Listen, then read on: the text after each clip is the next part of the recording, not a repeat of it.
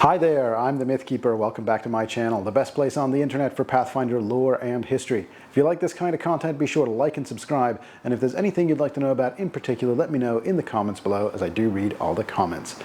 This week we're going back to my creature feature series. It's been a minute. I've been heavily focused on region deep dives. This is a bit of a shorter video, but it is much requested. Basically, ever since Remaster came out, I've had folks on my Dragon Part 1 video and my Dragon Part 2 video asking about the new traditional dragons that are part of the Remaster edition. I finally buckled down and had a look at the dragons and put together a brand new Dragons Part 3 video for my creature feature series. And this video is going to take a little bit of a different format than some of my other videos because some of it is speculative, which I don't normally do. Typically, I just stick to the lore and talk about the lore and the lore alone.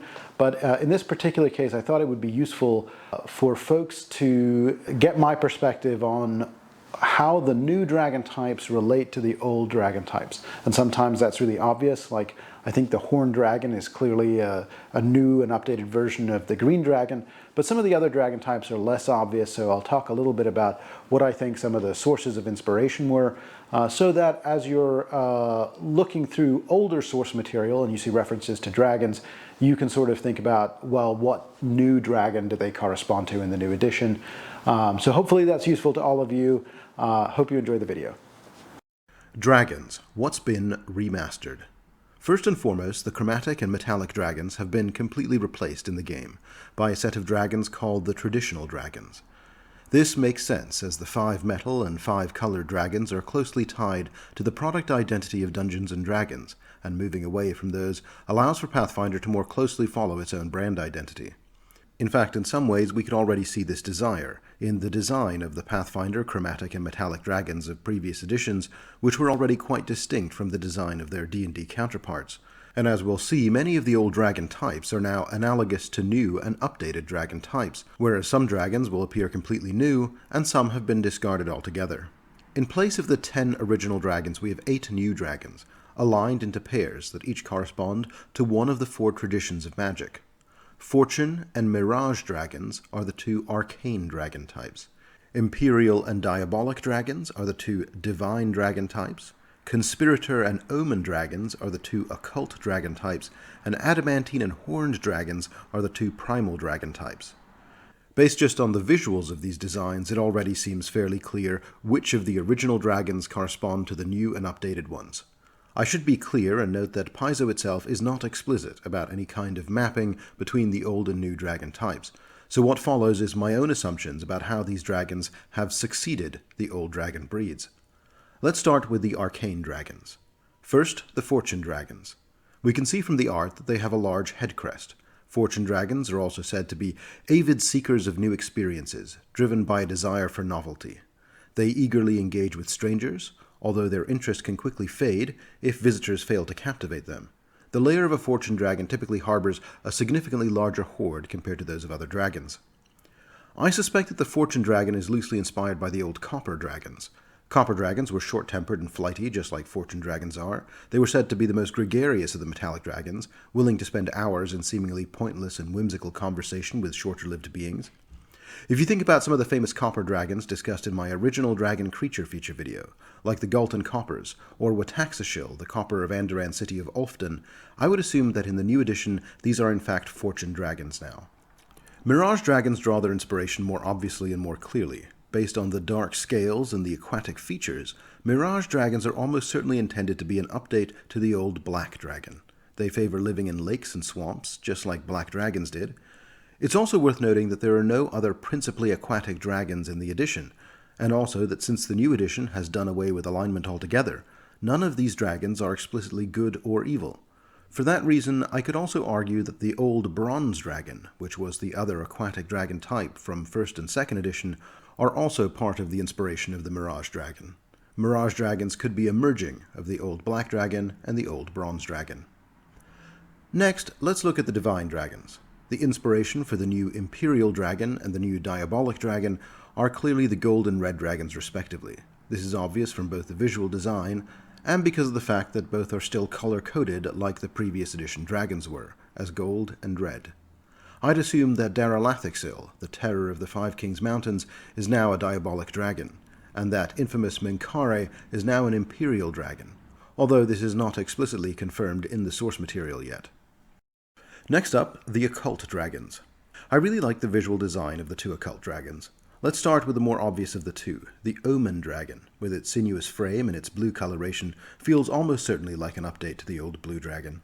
Conversely, the Conspirator dragon feels loosely like an update to the Brass dragon.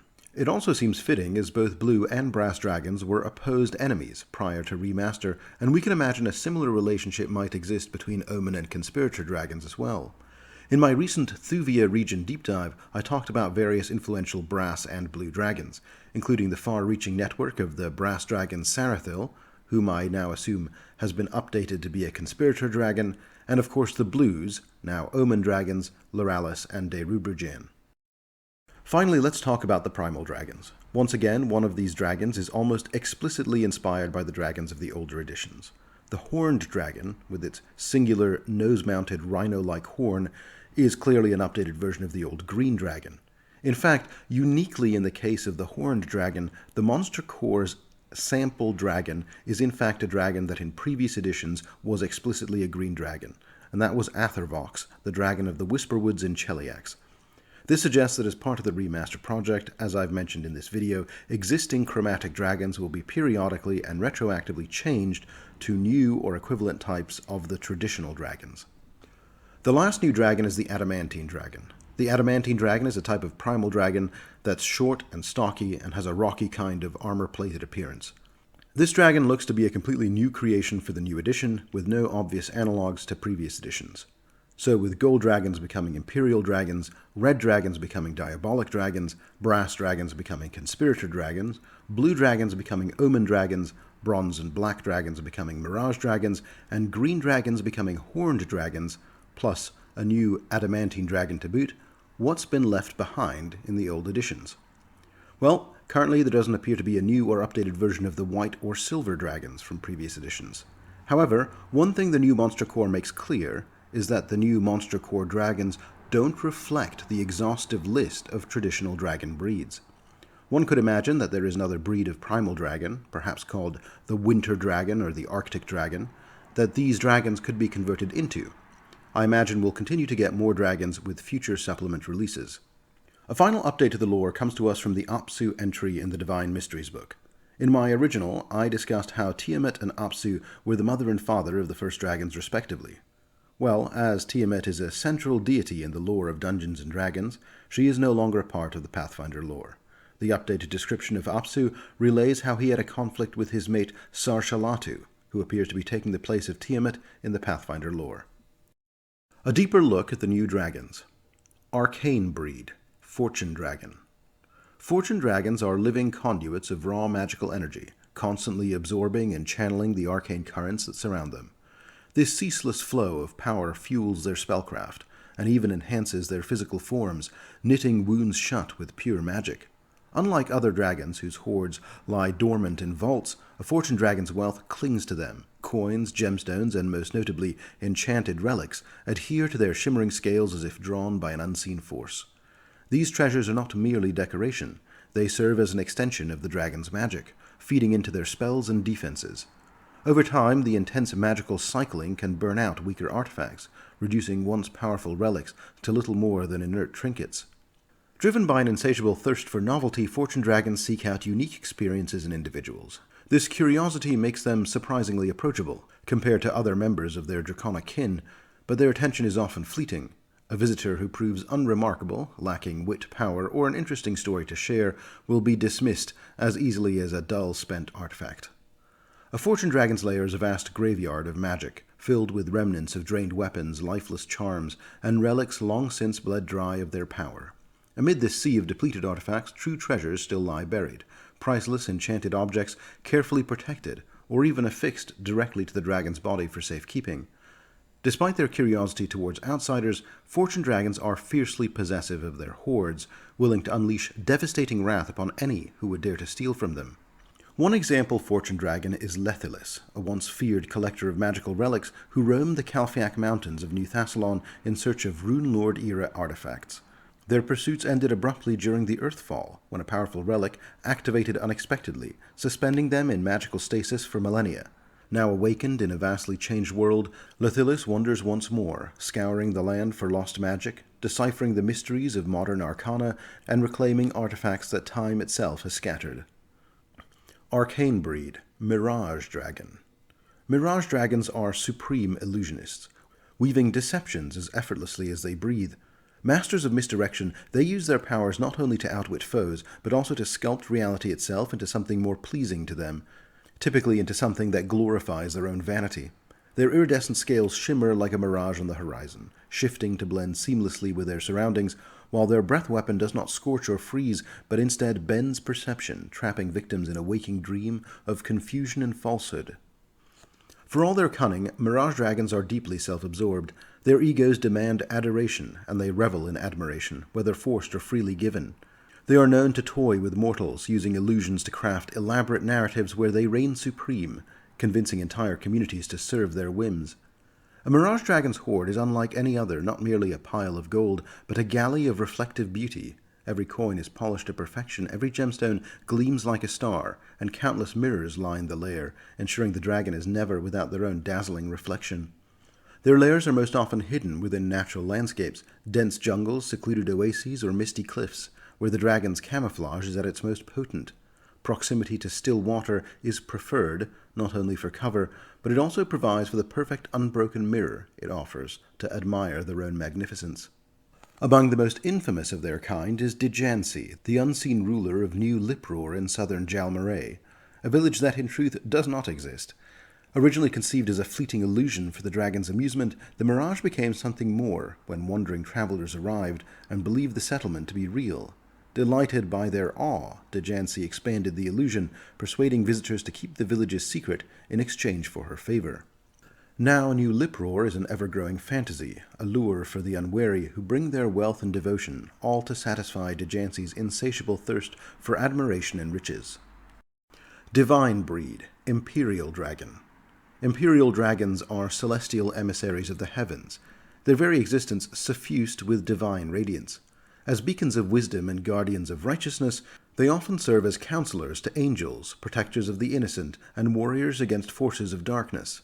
Their presence is marked by an aura of supernatural serenity, and their words, measured, patient, and filled with understanding, have guided countless heroes towards their destinies. Though many imperial dragons make their home in the gleaming halls of heaven itself, others choose to dwell among mortals, ensuring that aid is always within reach for those in need. Unlike the remote mountain peaks and hidden caves favored by other of their draconic kin, their lairs are often found in accessible locations, valleys near bustling trade roads, temple spires overlooking cities, or ancient sanctuaries hidden in sacred groves. Their hoards, while still rich with gold and gems, are uniquely practical, stocked with weapons, armor, and relics, meant not for display, but for arming those who would stand against evil. One of the most revered of their kind is Isendri, a great imperial archdragon who once led heaven's armies in battle against cosmic threats. Though retired from the front lines, Isendri has not abandoned their mission. Instead, they now travel across the mortal realm, offering protection to those in dire need. Preferring to act from the shadows, they have been known to silently watch over villages, guide lost travelers, and even intervene in conflicts from afar. Recently, Isendri was sighted in the desert nation of Thuvia, where they safeguarded a caravan of merchants from an attack by malign forces, ensuring that no harm befell to them. Divine breed, Diabolic Dragon. Diabolic dragons are Hell's emissaries, forged from its very essence, or so some theologians claim. Their power and cunning is undeniable, as is their unwavering dedication to conquest and strength. Each diabolic dragon emulates the ethos of Hell, strength, order, and tyranny, although their methods vary widely. Some operate as warlords, while others as manipulators, whispering promises into mortal ears. No matter their approach, all exude an unsettling composure, greeting even their enemies with a predator's patience. Unlike the gilded hordes of their draconic kin, a diabolic dragon's domain is stark and functional, often a cavernous expanse for resting and doing little else. When they establish lairs on the material plane, they choose places steeped in suffering, battlefields where the ground is slick with blood, crumbling ruins where desperation still lingers, or corrupted temples where faith has been twisted to serve darker ends. Their hoards are not of gold but of soul gems, prisons for the damned, and infernal contracts binding mortals to hell's service. While most souls are eventually delivered to the archdevils for whatever sinister fate awaits them, the diabolic dragon may keep the most interesting among them as personal thralls, summoning them as needed for dark errands. Among these terrifying entities, Azadar, a great diabolic archdragon and a favored servant of Moloch, stands out. Azadar is given the freedom to march infernal legions wherever they are needed, yet she takes great pleasure in subtle conquest, venturing beyond hell to tempt ambitious mortals with power beyond their imagining. Many conquerors and warlords have accepted her gifts, only to find themselves bound to hell's armies upon their inevitable and bloody demise at the hands of a rival equally empowered. Recently, Azadar was sighted near Blood Cove, where she whispered an enticing offer to a ruthless pirate captain, dangling promises of dominance over the seas at a cost no mortal could truly understand until it was far too late. Occult breed conspirator dragons. Lurking in the shadows of high society and weaving their influence through whispered secrets, conspirator dragons are master manipulators. These cunning worms do not hoard gold and gems alone. They treasure influence, blackmail, and the subtle power that comes from controlling others. Whether for personal ambition or for the sheer thrill of seeing their plans unfold, conspirator dragons excel at deception, often disguising themselves as influential mortals, nobles, merchants, and even advisors to kings. Their speech is laced with condescension, treating others as pawns in a grand game only they can fully comprehend. Unlike their more territorial kin, conspirator dragons are drawn to cities and courts, where ambition and betrayal run deep. Their hoards are as much archives of secrets as they are vaults of wealth, letters of scandal, hidden contracts, and artifacts of leverage. The contents of these collections often reflect their personal ambitions. A dragon scheming to control a city may hoard deeds and legal records, while one obsessed with lost civilizations might gather forbidden tomes and relics. These hoards are rarely kept in obvious layers. Instead, they are hidden beneath lavish estates, buried in mountain retreats, or even secured within mortal banks under false identities. One of the most infamous conspirator dragons is Vixala, better known in Taldan high society as Countess Fizetta de Alavir. A recent but prominent player in the noble circles of Opara, the Countess is celebrated for her sharp wit, effortless charm, and a talent for making rivals disappear from favor. In truth, her noble persona is but a mask, shed in private to reveal the scheming dragon beneath. Vixala's true lair lies in the cavernous depths below her manor, where she keeps both her hoard and a carefully managed retinue of mortal servants, whose memories she periodically wipes to ensure her own secrecy. To the world, she is a brilliant noblewoman. In reality, she is a dragon spinning an ever-growing web of control, ensuring that in the game of Taldan politics, she always holds the winning hand. Occult breed Omen Dragon. Fate has become something of a false promise in Golarion since the death of prophecy, a force that at times feels both inevitable and yet unreliable. Even with prophecy fractured, glimpses of the future persist, scattered whispers, fleeting visions, and the myriad unfolding strands of possible destiny. To be able to see and interpret such possible endings is a great power. Omen dragons exist within this current, forever tuned to the unfolding weave of fate. To them, the future is not a mystery but a melody, a quiet, persistent song that never ceases. While they may choose to focus or turn away, the echoes of what is to come remain ever present to them. Omen dragons share the sleek, mystic appearance of the other occult dragons, but their most striking feature is the mirror-like membrane of their wings, which reflect not the present, but hazy glimpses of the future. These visions are cryptic, half-formed, and often open to interpretation, yet they are never wholly wrong. Compelled by their cryptic nature, omen dragons often share their prophecies freely, with the pure of heart, or with the most wicked of tyrants equally. They are impartial messengers of fate, leaving morality and consequence to those who would act upon their words. Unlike other dragons, an omen dragon does not keep a single lair, but maintains several, as if preparing for divergent futures. Their hoards are not vast, but each treasure they keep carries profound significance. A forgotten sword destined to slay great evil, an elixir fated to cure a yet unknown plague, or an artifact tied to some distant, pivotal event. Many desperate souls seek out these dragons, hoping to claim a relic that will alter their fate. However, an omen dragon does not part with its treasure lightly. Those who seek their gifts must convince the dragon not just of their need, but of the item's destined role in the grand scheme of things. One such dragon is Gurvalin, a name whispered across the eye of dread like a half-remembered warning. With the rise of the dreaded Lich Tar-Baphon, the weight of prophecy has grown heavy upon Gurvalin's mind. Burdened by countless portents of doom, the dragon moves restlessly across the war-torn region, sharing visions with all who will listen. Yet, as is the nature of fate, his warnings are obscure, frustratingly vague, and often difficult to act upon, leaving those who hear his whispers to wonder whether they have been granted salvation or simply another piece of an inescapable puzzle. Primal Breed, Adamantine Dragon. Adamantine dragons are living fortresses of unyielding will and unbreakable form. The same magical force that infuses them with power also draws rare metal to their bodies, causing them to either attract adamantine like a lodestone or naturally grow layers of the near indestructible metal as they age.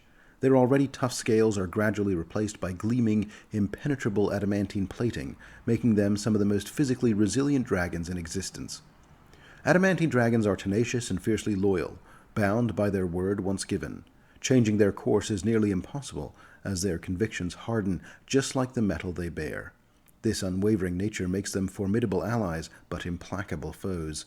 Those who cross an adamantine dragon will find themselves pursued with relentless precision. Preferring the rugged heights of mountains and deep canyons, adamantine dragons carve out their lairs by burrowing, leaving behind vast and treacherous tunnel networks. Finding an adamantine dragon's hoard is difficult, not just due to its natural defenses, but because these dragons care little for material riches. While gemstones and precious metals accumulate in their excavations, adamantine dragons treasure stories, songs, and legendary deeds far more than mere wealth. To an adamantine dragon, a tale well told is often a more valued gift than gold. One adamantine dragon is Triverin, the self-styled arbiter of Numeria. Dwelling in the vast rift known as the First Blade's Path, Triverin enforces a tense neutrality among the region's warring clans and tribes. Any who wish to earn his favor must offer him the rarest prize of all, technological wonders scavenged from Numeria's alien ruins. Those who bring him relics of the past are granted safe passage and protection, making his lair a crucial hub for diplomacy and intrigue. Yet few know of the true reason behind his obsession. For centuries, Triverin has been stockpiling lost technology, working tirelessly to construct a secret invention of his own, a creation that it is rumored could shake Numeria to its very core. Primal Breed, Horned Dragon. Infused with the raw magic of the wild, horned dragons embody the untamed power of nature, their bestial frames belying a sharp and disciplined intellect. Among the most striking of their features are the massive curved horns that give them their name, trophies of power that serve both as weapons and symbols of their might. When provoked, a horned dragon can skewer prey with terrifying speed, leaving little more than shattered remains in its wake. Yet despite their savage appearance, horned dragons are thoughtful and scholarly, drawn to the pursuit of knowledge, self-mastery, and esoteric wisdom. Their lairs, found in woodlands, jungles, and secluded areas of remote wilderness, are each as varied as their interests. Some nest in caverns hidden deep beneath ancient roots, others in hollowed-out trees or even high within the canopies, gazing at the stars through shifting leaves. Unlike the chaotic hordes of their kin, a horned dragon's treasures are meticulously catalogued, often containing ancient tomes, magical scrolls, and artifacts of lost civilizations. Many who cross their paths survive not through combat, but through wit, offering rare relics or forgotten lore to appease their scholarly nature. Among them, the great horned dragon Athervox is a name whispered with both awe and caution. A dedicated astronomer, she maintains a secluded observatory in the whisper woods of Cheliax, where she once struck a bargain with House Thrune to instruct a select few apprentices in her celestial studies. Yet the deal ended in betrayal. One fateful night her students vanished, absconding with volumes of her priceless research.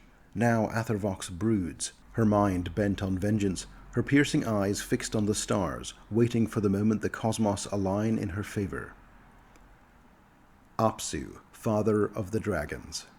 Here is the revised lore surrounding Apsu, the high dragon god of Galarian. Ancient texts, older than recorded history, preserved by draconic sages, tell of the first dragons, Apsu and his mate Sarshalatu. Together they brought forth 7 children, and shaped the mortal world of Galarian, but their harmony was shattered by one among them, Dahak, who rejected creation in favor of destruction and ruin. Apsu, heartbroken yet resolute, took up arms against his wayward child, unwilling to let the world be consumed by his senseless wrath. Just as Apsu gained the upper hand, however, Sarshalatu intervened, allowing Dahak to escape, fleeing to hell to lick his wounds. Even to this day, Apsu remains, feeling this endless turmoil inside himself. He bears the weight of his son's betrayal and his partner's treachery, knowing well that the day will come when he must face Dahak once more, a reckoning that will draw all dragonkind into a cataclysmic war. When the battle arrives, its flames will scorch Galarian itself. Until then, Apsu urges mortal artists, leaders, and dreamers to build a world worthy of preserving. Yet as he contemplates their acts of beauty and harmony, he cannot help but mourn the war that looms ever closer. On Galarian, Apsu's faith is scattered. His most devout followers are dragons, but their solitary nature prevents them from forming a unified church. Among mortals, his worshippers are typically those with draconic lineage, dragon-blooded mortals, sorcerers, and others touched by dragonkind. In the Inner Sea, the Platinum Band stands as the largest congregation of non-dragon worshippers. Predominantly human, yet diverse in ancestry, they are most prominent in Absalom, Taldor, and Thuvia. Though rare, temples to Apsu are grand and awe-inspiring. Built from sturdy stone, their architecture gleams with gold, silver, and platinum. Instead of a traditional altar, the heart of each temple holds a large, polished mirror set into the floor, and their worshippers gaze upon their reflections beneath the watchful eyes of a statue of the Waybringer. For those traveling the roads, smaller shrines house simple mirrors, inviting pilgrims to pause, reflect, and measure their deeds in the light of Apsu's wisdom.